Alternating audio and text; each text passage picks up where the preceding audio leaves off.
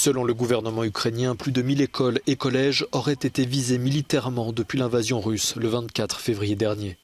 À Tchernihiv, dans le nord du pays, près de la frontière bélarusse, la directrice d'école Inna Levchenko se pensait en sécurité dans son école jusqu'à ce qu'une bombe vienne frapper l'établissement scolaire le 3 mars dernier et qu'elle soit blessée. Elle témoigne depuis Kiev où elle est soignée. On avait écrit en grosses lettres « enfant » et on l'a accroché aux fenêtres. Et les Russes, je ne sais pas. Quand ils ont largué leurs bombes, ils ont bien vu que c'était une école.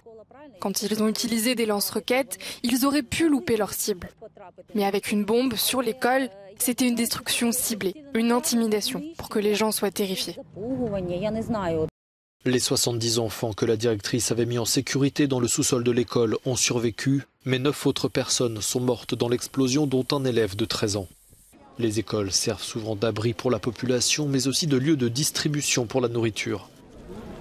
Viser intentionnellement une école qui n'est pas utilisée à des fins militaires constitue un crime de guerre, selon ce chercheur. Cela suggère qu'il y a un schéma. C'est un élément très important d'une enquête sur les crimes de guerre. En particulier si vous essayez d'enquêter ou d'engager des poursuites à l'encontre de hauts responsables militaires ou politiques.